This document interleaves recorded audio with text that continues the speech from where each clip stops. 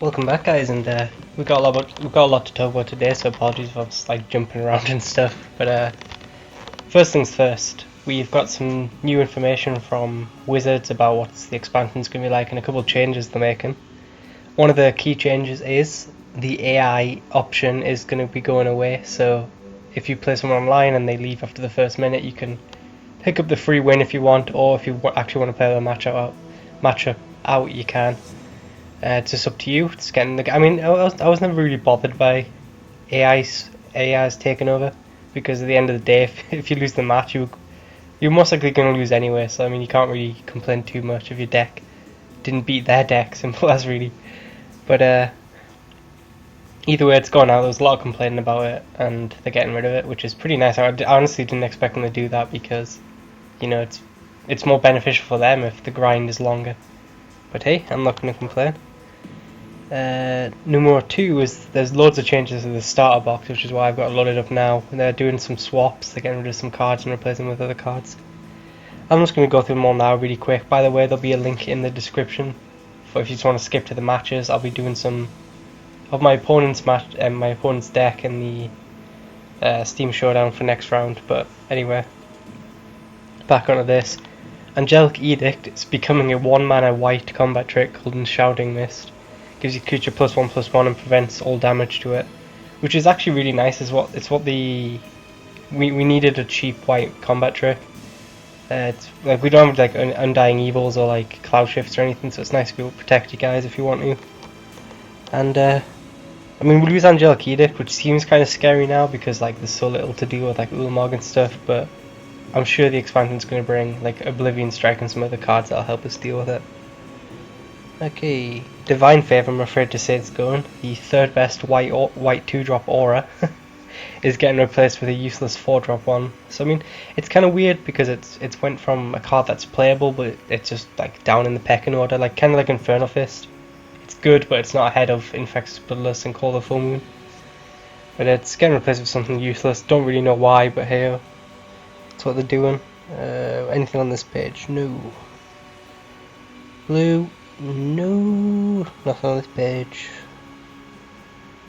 Black. Dreg Reaver, I'm afraid to say, is gone. It's getting replaced with something for 6 mana that's more useless, I think. I think it's 4/6 for 6 mana, which is, I mean, I guess it's slightly better.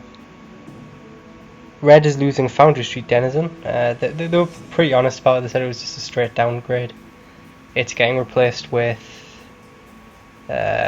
Goblin Balloon Brigade, I think. Yeah, it's 1 mana red that you can pay 1 to make it fly. They're pretty honest. They said they were scared Red Deck Wins was going to get pretty good, get too good, so they were giving it a nerf in a way. Which I mean, it's annoying, but at the end of the day, I kind of agree with them. If like, because I mean, looking at all the Devil cards, Foundry Street might just be a bit too good, but I don't know. Hopefully they actually do have some decent red cards and they're not just bullshitting. Gatekeeper Vine is gone. It's getting replaced with an elf 1/1 for 2 that does the same thing except it can't fetch gates. So it's kind of a nerf, but we're losing the gates at the same time as well. We're getting some set like themed dual lands, exactly the same card except they're just from like a more sensible set, because you know Ravnica is completely random. Jagged Scar is my personal favourite change. They made this card sound like Acid Moss when they were describing it. They were like, this card just holds up the ground and it holds back flies at the same time. It's like warping the meta and shit. They were making it sound like everyone was just, you see a Dragon Scar turn 3, you might as well just leave the game. But yeah, it's getting replaced for some reason. They said, I don't know why, that was their reasoning, but by no means have I ever found Dragon Scar a problem. But it's getting replaced with a 2/1 3-mana elf that can tap for lands. It's our first mana elf, which is pretty interesting. I mean, I don't think it's, I mean, it might go in the deck, but it's definitely a downgrade to the elf deck. It's probably an improvement to other decks. But it's probably the most interesting change in my opinion. And then of course, Acid Moss is gone. I mean, many of you might not know what this card is, but it's actually a 4-mana ramp spell. You don't really see it too much online, and it's definitely a random change. Now I'm really happy this card's gone. It's getting replaced with Explosive Vegetation, which is actually a better card, ironically. that thing ramps you for 2 for 4 mana instead of just 1, but it doesn't blow up a land. And I mean, it's funny because I think in a parallel universe, when they give us explosive vegetation and then we're all complaining about it, and then they said they're replacing it with acid moss, we'd all be complaining that acid moss was unplayable. But after 2 seasons with it, it's evolved into the most frustrating and one of the strongest cards in the game, which is surprising. But I'm glad it's gone. It just completely ruined. I mean, like I don't even play online much anymore, just because I'm either playing Thopters or red deck wins or nothing, because I just can't be arsed with getting my mana blown up. So yeah, that's that gone. Perilous Mir's gone. That's another huge change. They were honest about this one as well, in the fact they said, yeah, it's definitely a downgrade. They're replacing it with a 2/1 artifact for 2. That's it. But I mean, they said they were sick of this thing clogging up the board, and I can agree. Like, no matter if you're playing any sort of aggro deck and you see a mirror across from you, you just kind of have to accept you're getting 2 for 1, which is really frustrating.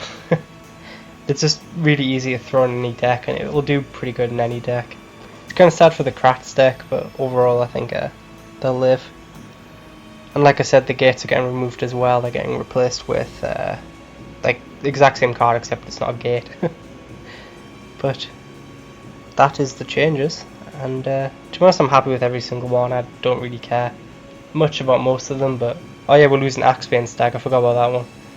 Rest in peace. It was one of my favourite cards in Origins when I was doing my grind, and it's getting replaced with a 6/4 worm with trample. But anyway, back onto the actual video. We are playing in our next round. We're playing Wright Justice, who is playing a Sultai Kratz deck, which is actually one of, I mean, I've said this about the last opponent as well, but this is also one of my favourite decks to watch, and it's one of the more interesting decks in the format. It's a sacrifice deck with blue, just for basically tutelage. I really enjoy watching this deck, and I think Wright's in a false position. Like, me and him are both 1 and 2, but like I don't know, like I lost to I mean, I think, to be honest, I should have beat Marnell if like I was really like trying to compete. Like that matchup, I think I should have took in like straight up matchups, and versus Pact I got pretty unlucky. So I mean, like I'm not really in a false position. My deck's just shit. No, you know what I mean. But then Wright, he got in the mirror match, which in a Kratz deck is really just, you might as well just flip a coin to decide it. And then he got red deck wins, which he nearly took, but he did not manage to cross the line. And so I think his deck and he is the better players than 1 and 2. So it's going to be an interesting matchup. One thing I don't really like about his deck, I think it's the only thing I don't really like about his deck, is he's in blue, but he's not playing Whirler Rogues, the second Drowner, or Eldrazi Sky Spawner. But I just think, like, why are you in blue at that point? It really is, to me, it's just the random Drowner vote, which I mean should be a 2-off because Drowner's just broken. Kiora, I mean I can get behind it if you want to dig for creatures or whatever. And then tutelage, obviously, for the ramp matchup, because you can just draw them out really, really fast if you have like a Smothering Abomination. But I just think there could be a bit more blue, and maybe if you're scared of mana base, then you could throw out the Visionaries and put in Gatekeepers. But one thing I love about this matchup is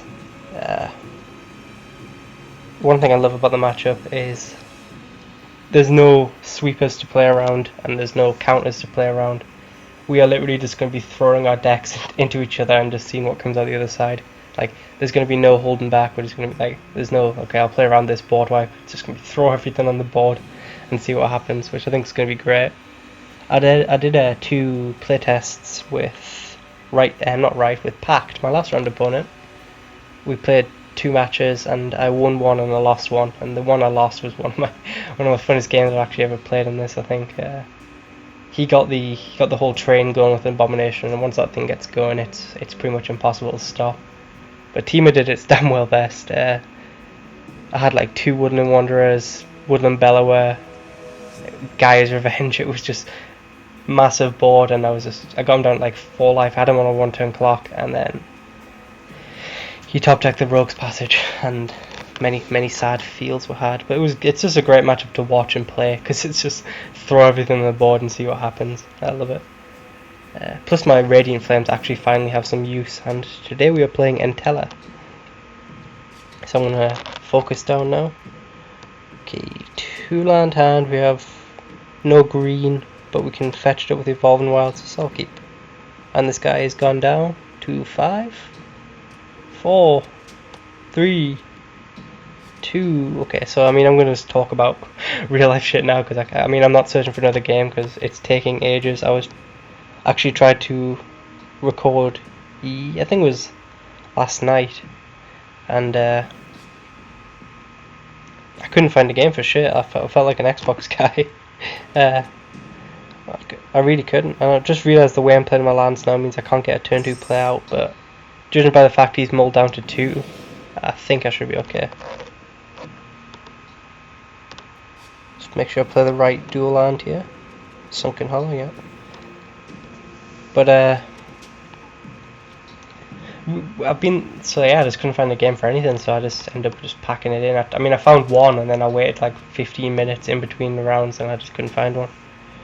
And so I was pretty upset, so hopefully I'm just going to roll with anything. I'm not backing out and then getting stuck here.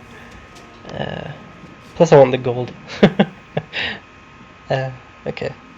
See, I mean I've just been busy with school at the minute really.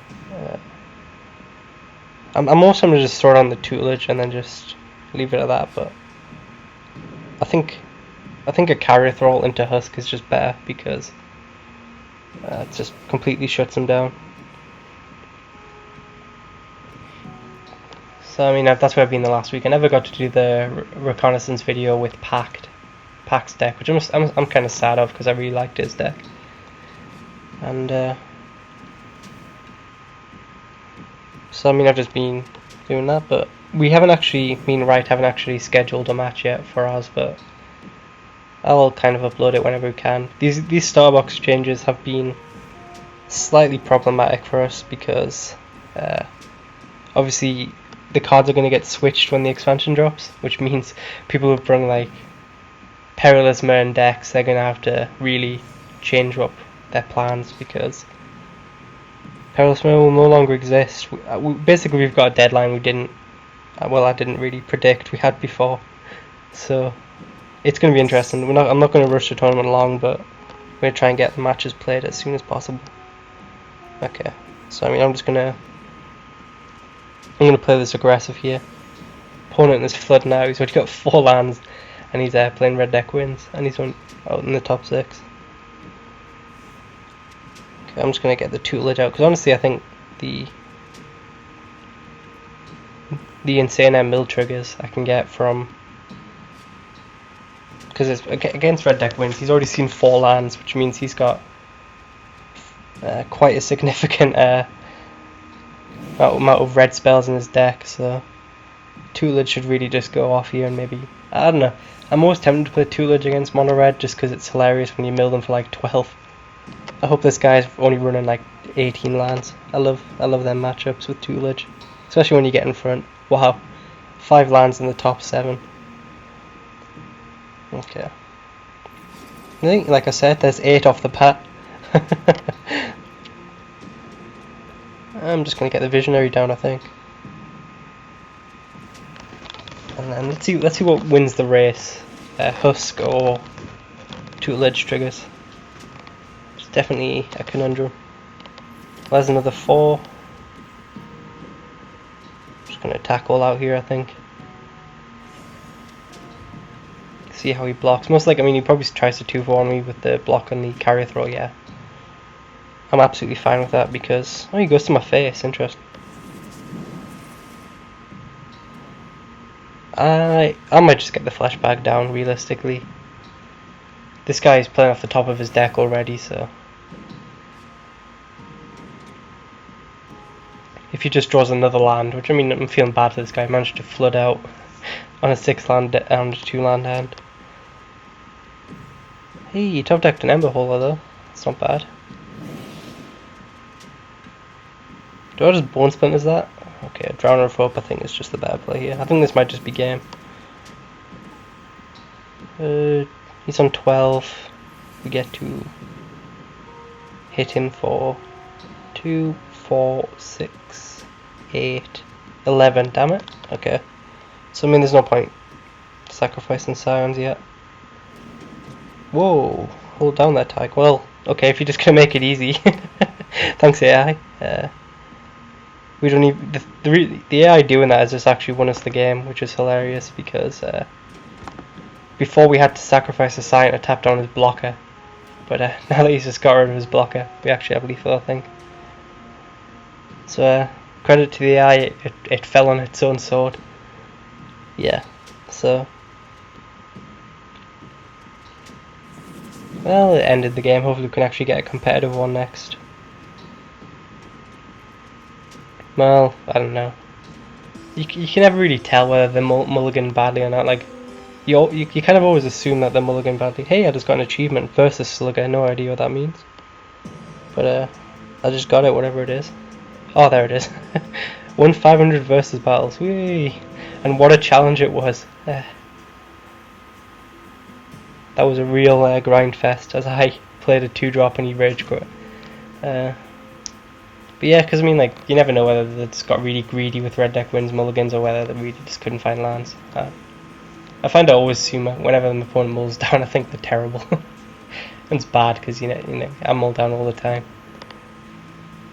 I tend to just go, like, if I go down to 4 and my hand is still terrible, I'll just mull to 1 and then just leave. I think it's nicer to the other player because you don't want the risk the AI just going on absolute godfest, but at the same time I'm not sitting around for like 5 minutes as a control deck just plays a bunch of draw spells trying to find their 1 win condition when I'm stuck on like 1 land hands after I'm rolled to like 3. But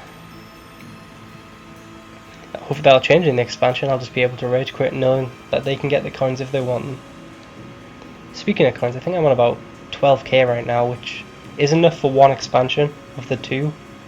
Just kind of sad when I think about it that way, but I think I'm just going to split it half and half. I'm not going to be buying coins. I'm just going to, because to be honest I have no faith in this series, and I think you'd have to be kind of ambitious. They're yet to hit a deadline with anything, including the release date, which is quite the conundrum. I'm going to mull this away because I've got nothing till turn 3. And speaking about greedy mulligans, I'll keep this because they mull down as well. Hopefully they're not red deck wins. I think everyone's just playing red deck wins at the minute to try and grind. But I mean, I've just got no faith. So I'm probably just going to split my 12k half and half. Half in Shadows in Stride, half in battle. I mean, off of the Gatewatch, and then just take it from there.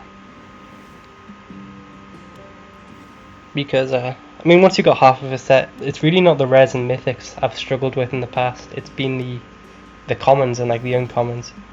Like if you stuck, like I think it was in Origins, I was stuck on like 1 Titan strength until like the last 10 packs. Okay, there we go. Wouldn't that be cracker there? So I'm gonna get a green and then a black, I think. Hopefully we just draw another land naturally. Okay. One thing I don't really like about Wright's deck as well is that he does run very little basic lands. I think it's like 3, 4, 2 or something like that on the 3 different coloured basics, and then the rest of it's tap lands or dual lands. So I mean, in situations like this, my deck is like really slow, and we've got Kithian. They won't let me crack my Vuln Worlds. Yay! Okay, so it means he's already got the indestructibility up. So, and Wright's deck really doesn't have any removal unless I top deck a land here, which comes into play untapped. I can flashback it, but hey, look at that land that comes in untapped. Yeah, I think that's worth the trade because, I mean, he's not close to flipping it, but when he can kill and a creature that can give indestructible, I think it's worth the trade. Slow him down, and then, I mean, I've got no board for this abomination now, which is kind of sad. Hopefully, okay, we're playing a lot of coloured decks here. What's this? White, red, black, green. So he's just missing. He's got nothing in hand. That's what that's telling me right now. So I might just take a turn off to Tutelage here and then follow it up with a Visionary. I'm not worried about taking 2 for a turn. Ooh, Husk is nice. Well, we don't have any blue mana, so never mind.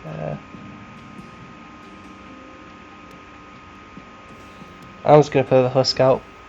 I'm leaving it very vulnerable to red removal, but considering we've seen 4 colours so far, I'm not really sure what he's got in that hand or deck, especially as Kithian doesn't really fit in many 4 colour decks that I know of.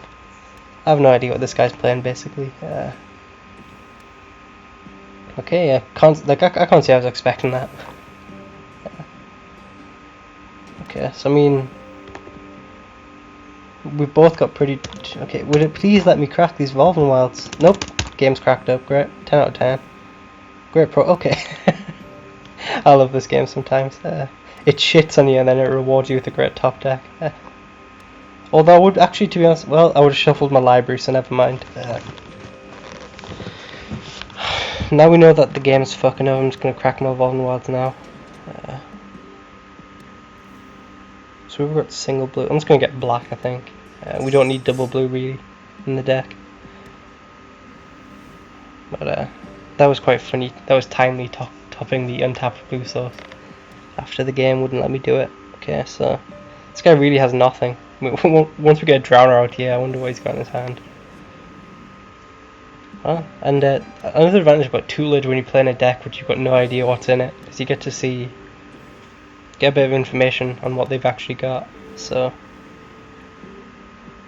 for example, we get to find out this guy runs lands, which I'm sure shock many people. I'm just going to get Liliana and Visionary out, and then probably should have led with a Visionary. I always do that, forget that. You always lead the one that draws your cards first, just in case you draw something better. I might just get that Fleshbag back, you know. I could get Husk back. Ooh. I think Husk is better. I don't have one in my hand, and I don't really have much of a board, so getting Husk back means I can flip Liliana whenever I want if this guy's got nothing.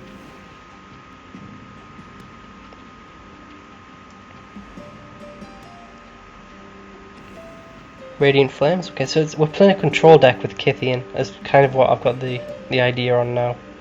And it seems all we're milling is lands. So, maybe bringing the Husk back wasn't such a good idea, because I'm kind of just throwing it out onto an empty board now. Well, yep, should have got the Fleshbag back. I just got punished. Although I do get a Drowner out here. You can't trade though. Might just be playing the mill game. There.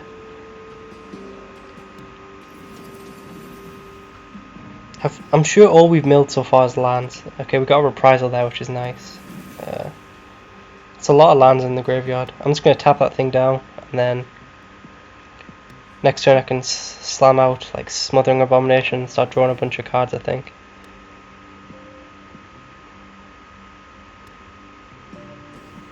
Okay, there's a Pierre and Kieran. I have no idea what we're seeing across from us, but his mana base is working.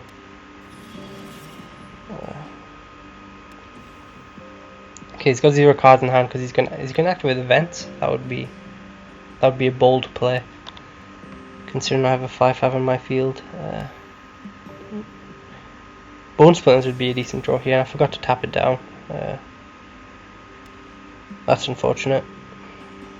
Too busy monologuing. He's gonna hit me here, most likely. Okay, I'm fine with that. Kiora, what does she do? She lets me dig, and he might put a bit of pressure on Kiora instead.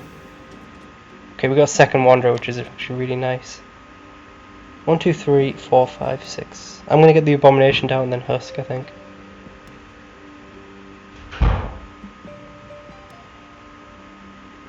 Yeah, I think that's better.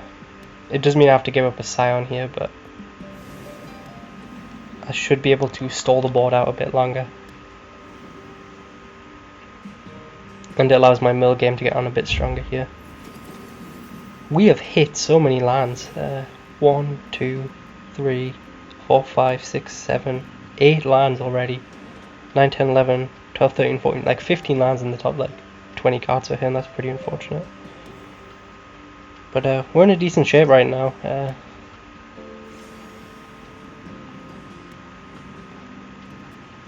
He's gonna throw a scion at something. At what though? The husk? Do I trade a scion for, I think I do. Although he does get the 6/6 then. But I can just double block. I'm gonna do it. Plus I'll draw another card and then mill him out some more. Okay, we got a flesh bag and the second P in Kieran, which I guess is alright. I mean that 6/6 can crunch in now, but he's playing off the top of his deck, and I've got, I mean, Cure next turn and minus just to desperately try and find some more creatures. Seems pretty good. And then we want 16 life. We're not comfortable when we've seen 9 power across from us, but at the same time I think we can stall out a long while, and we don't need to be attacking him because we've got the mill game plan going on. And to be honest, his attacks really aren't that good. Like if he attacks me with everything, I can pick off his entire board.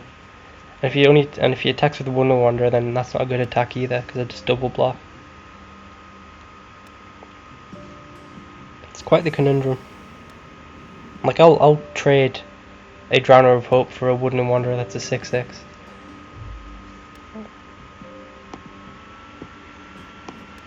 I mean, he had to draw a combat trick this turn for it to live. I mean, if he drew one off the top of his deck, well played, but at the same time I'm not. Ooh, I like that actually. I didn't think about the sacking the artifact here. Which means, unfortunately, I have to sacrifice my Abomination because I'm not getting blown out that way. Because I'd have to sacrifice it anyway. Can we please draw something other than land? Yeah. So I mean, we've cleared his board out. It's a Husk versus a P and Kieran. Bone Splinters, you bastard. Where were you like 6 turns ago? Maya's Mallet. What is this guy's deck? It's pure insanity. That's what it looks like, but I think it's safe to say Kiora and minus is the play. Just start digging for some good stuff. Chip. Okay, well, it's a card, but can't say I'm too happy with that dig. I guess it's decent. Get to throw you down. But maybe we should have thrown the Evolving Wilds out first to thin a bit more, but realistically,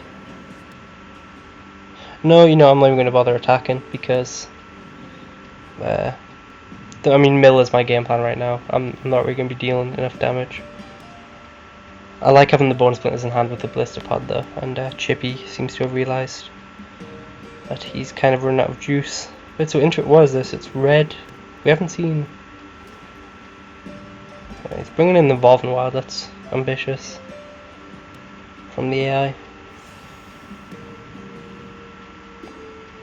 So gonna attack. It can't really attack. That's the thing.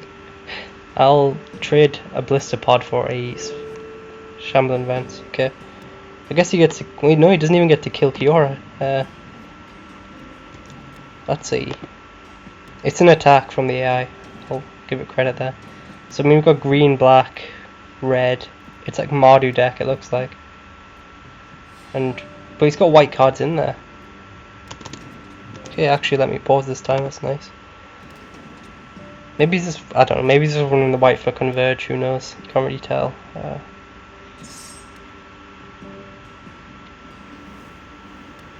Eyeless Watcher, there we go.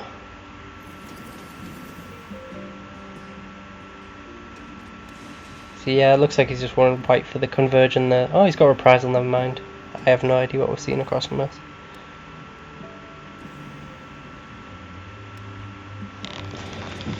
And now we'll start attacking in, just because there's nothing better to do. And I might even just dig with Kiora again. I don't really need her. Oh, I guess there's no point. I've got no need to just throw away. I might as well just plus her and then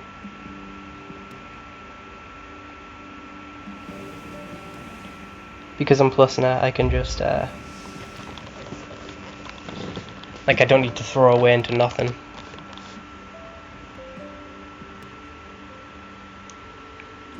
Okay, so he top decks a Knight of the White Orchid. I think he's got more lands than me. He does not. Touche. This is a long game, but I think we're just going to mill him out here.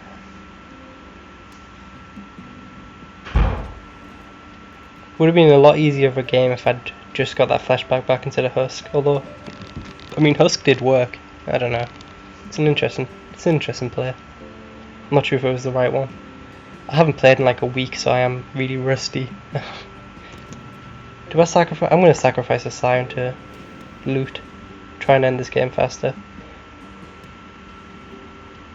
I'm completely fine with discarding a land. Okay, so we got Read the Bones and Fiery Impulse. I'm happy with both of them. Visionary I'm happy with. Got a second Read the Bones. And a Celestial Flare. So I mean he had a lot of removal actually in his deck. Second Husk. Couple lands. I'm just gonna loot first main. Maybe try and find a blister pod, which we know we don't have.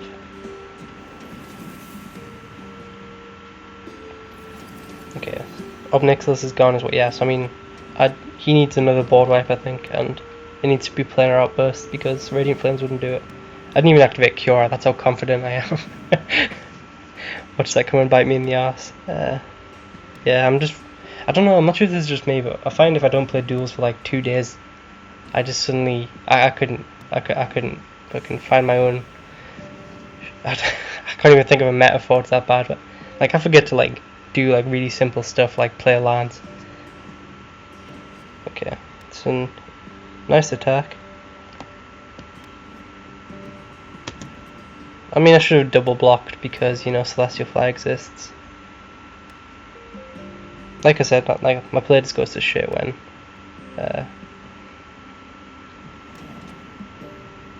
well, the AI didn't even have anything, so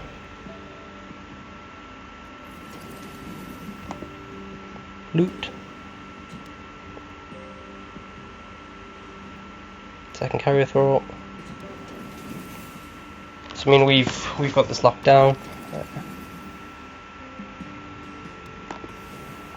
Actually activate Cure this time. So I mean we've seen very little white cards on his behalf. What have we actually seen? We've seen that actually worked out kind of well. I'll do it after the triggers. I know it's going to take too long. Okay. So from him we've seen he's splashing white for removal, Celestial Flare Reprisal, Knight of the White Orchid, Shambling Vents I guess, although that's really a land, and that's it. It's Ankithian. It's an interesting deck across from us. Like I'm not even attacking here. I mean I probably could actually kill him before I mill him out.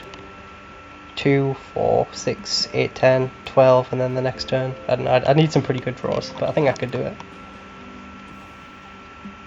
Well, the second Shambling Vent. I think he flooded out pretty badly as well, judging by the fact that like we milled so many lands at the start and he wasn't missing land drops. Okay. So can we hit him for 8 this turn? I think we need more card draw.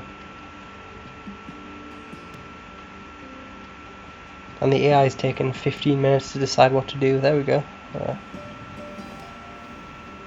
Nissa is... she helps us dig. Whoa, we got 6 there, never mind. Okay, a bunch of red spells. Yeah, okay, so it's a deck across from us. I think it's fairly random for a 4 color, but 6/6 Woodland Wanderers give any deck trouble.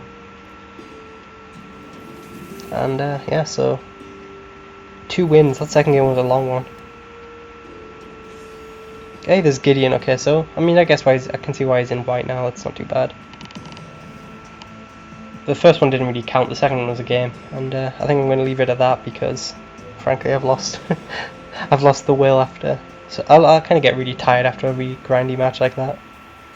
But we're going to call it an end there. So I think I mentioned everything. I probably forgot some important stuff.